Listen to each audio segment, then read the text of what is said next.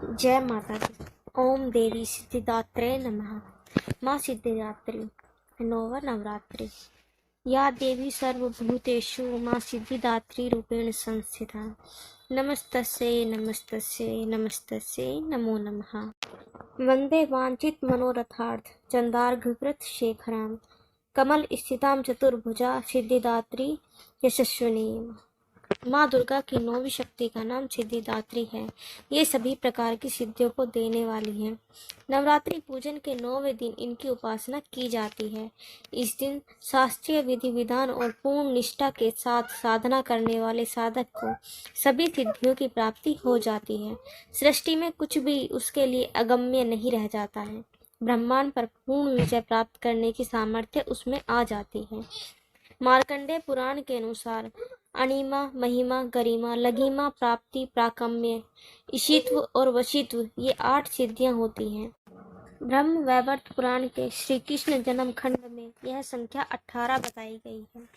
इनके नाम इस प्रकार हैं: अणिमा, लघिमा, प्राप्ति, प्राकम्य, महिमा, ईशित्व, वाशित्व, सर्व काम वासीता, सर्वज्ञता, दूरश्रवण, परकार्य प्रवेशन, वाक सिद्धि, कल्प वक्षत्व, सृष्टि संहार करण सामर्थ्य, अमरत्व, सर्वन्यायकत्व, भावना सिद्धि।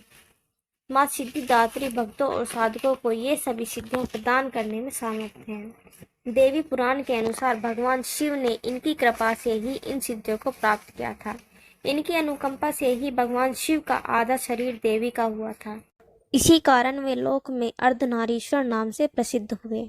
माँ सिद्धिदात्री 4 भुजाओं वाली हैं। इनका वाहन सिंह है। ये कमल पुष्प पर भी आसीन होती हैं। इनकी दाहिनी तरफ के नीचे वाले हाथ में कमल पुष्प है।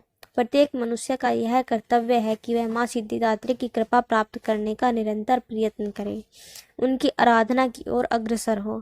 इनकी कृपा से अनंत दुख रूप संसार से निर्लिप्त रहकर सारे सुखों का भोग करता हुआ वह मोक्ष को प्राप्त कर सकता है। 9 दुर्गाओं में माँ सिद्धिदात्री अंतिम है।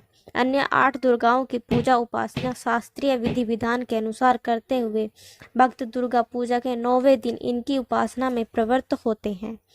इन सिद्धिदात्री माँ की उपासना पूर्ण कर लेने के बाद भक्तों और साधकों की लौकिक पारलौकिक सभी प्रकार की कामनाओं की पूर्ति हो जाती है। सिद्धिदात्री माँ के कृपा पात्र भक्त के भीतर कोई ऐसी कामना शेष बचती ही नहीं जिसे वह पूर्ण करना चाहे। वह सभी सांसारिक इच्छाओं, आवश्यकताओं और स्पर्शाओं से ऊपर उठकर मानसिक रूप से माँ भगवती के दिव्य लोकों में विचरण करता हुआ, उनके कृपा रस पीयूष का निरंतर पान करता हुआ विषय भोग शून्य हो जाता है। माँ भगवती का परम सानिध्य ही उसका सर्वस्व हो जाता है। इस परम पद को पाने के बाद उसे अन्य किसी भी वस्तु की आवश्यकता नहीं रह जाती। माँ के चरणों का यह सानिध्य प्राप्त करने के लिए हमें निरंतर नियमनिष्ठ रहकर उनकी उपासना करनी चाहिए। माँ भगवती का स्मरण, ध्यान, पूजन हमें इस संसार की असारता का बोध कराते हुए वास्तविक परम शांतिदायक अमृत पद की ओर ले जाने वाला है। इनकी साधना से जातक को अणिमा, लघिमा, प्राप्ति, प्राकम्य, महिमा, ईशित्व, सर्व काम वासीता, दूरश्रवण, परकामा, प्रवेश, वाक सिद्धि, अमृतत्व, भावना सिद्धि आदि समस्त सिद्धियों नवनिधियों की प्राप्ति होती है।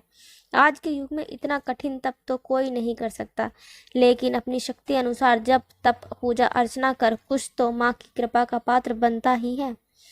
प्रत्येक सर्वसाधारण के लिए आराधना योग्य यह श्लोक सरल और स्पष्ट है। माँ जगदम्बा की भक्ति पाने के लिए इसे कंठस्थ कर नवरात्रि में 9वीं के दिन इसका जाप करना चाहिए। Thanks for watching. अगर आपको ये वीडियो अच्छी लगी हो तो please like share and subscribe my channel और मुझे कमेंट करके ज़रूर बताना। धन्यवाद।